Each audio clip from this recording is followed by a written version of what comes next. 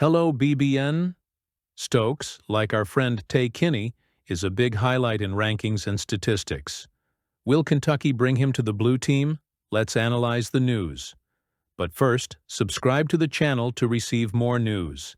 And, at the center of this strategic move made by Pope is Tyron Stokes, a name that, even before stepping foot on the Lexington campus, is already a great prospect for the Cats.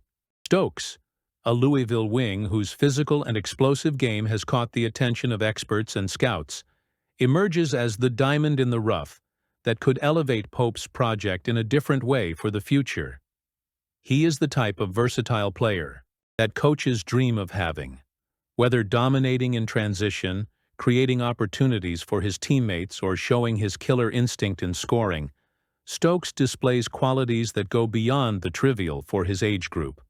As highlighted by Jamie Shaw of On3, his ability to get downhill, whether in the half-court or on the fast break, is something few can neutralize. His solid foundation, combined with rare explosiveness, makes him a nightmare for defenders and a valuable asset to any team. Stokes's numbers, while still in the process of building, are already compelling enough to justify his ranking as the number 1 overall pick in the 2026 class. Not only does he dominate physically, but he also demonstrates a game intelligence that suggests his impact will transcend the collegiate level.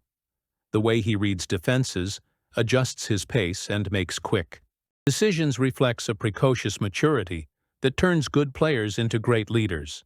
For Pope, who has worked tirelessly to rebuild Kentucky basketball's identity after a period of transition, Stokes represents the missing piece needed to shape a new era of excellence.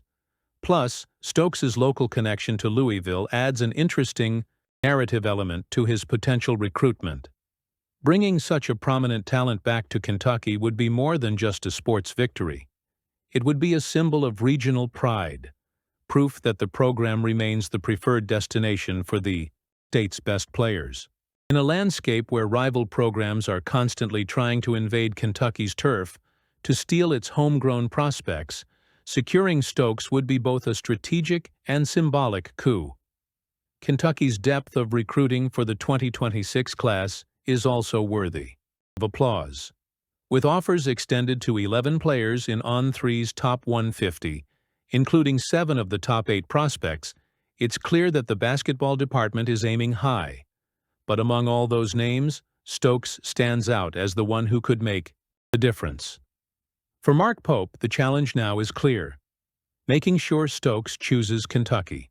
With his modern vision of the game and focus on individual development of his players, Pope has all the tools to convince the young guard that Rupp Arena will be the ideal stage for him to show the world what it's like to play in Kentucky. After all, if there's one thing Kentucky's history teaches us, it's that the program knows how to prepare its stars for the NBA. As the months go by and the recruiting cycle enters its decisive phase, everyone's eyes are on Tyron Stokes.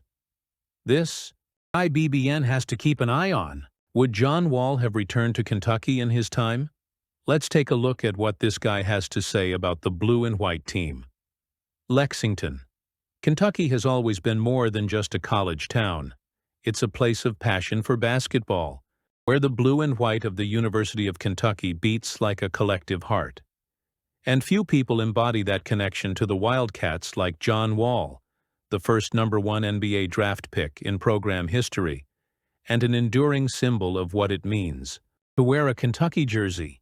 Recently, in an interview with ESPN Radio's Sunday Mornings with Matt and Myron, Wall opened up about his love for Kentucky basketball, reigniting the flame of nostalgia and pride among fans while offering a unique perspective on his journey and the lasting impact of the program under the new leadership of Mark Pope. Wall, whose meteoric stint in Lexington in 2009-10 transformed the program and brought fun back to Wildcats basketball, didn't mince words when describing how much of a defining experience he had at the university. "From the day I stepped on campus, it was incredible," he said, his tone a mix of gratitude and admiration. For Wall, Kentucky wasn't just a stopover on the way to the NBA. It was home, a place where he felt the weight and glory of a fan, a place that lives and breathes basketball. He recalled how the energy of the fans, the basketball culture, and even the local passion for horses created a surreal atmosphere. This deep connection to the program was so powerful that Wall once said that if it weren't for his projection as the #1 pick in the draft, he probably would have come back for another season in Lexington. The statement, delivered with a mix of sincerity and nostalgia, is a testament to the impact Kentucky has had on his life. Wall's hypothetical scenario is fascinating.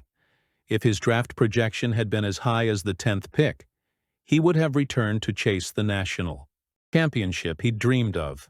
"I wanted to win a championship," he said, emphasizing his desire to leave an even greater legacy with the Wildcats.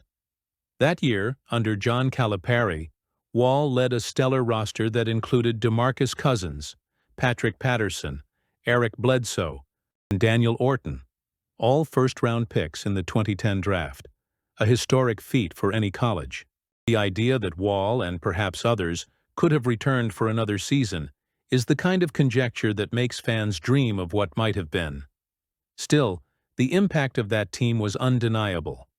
They reignited the flame of Kentucky basketball, bringing back the vibrant energy that defines the program. Wall's speech also touched on a contemporary theme, the era of NIL, which allows college athletes to profit off their image. As one of the greatest stars to ever grace Kentucky, Wall would have certainly benefited from the system. But in a surprising twist, he expressed relief that he didn't play in that era. "I'm glad I got to be in an era where I could just play basketball, enjoy it, have fun," he said.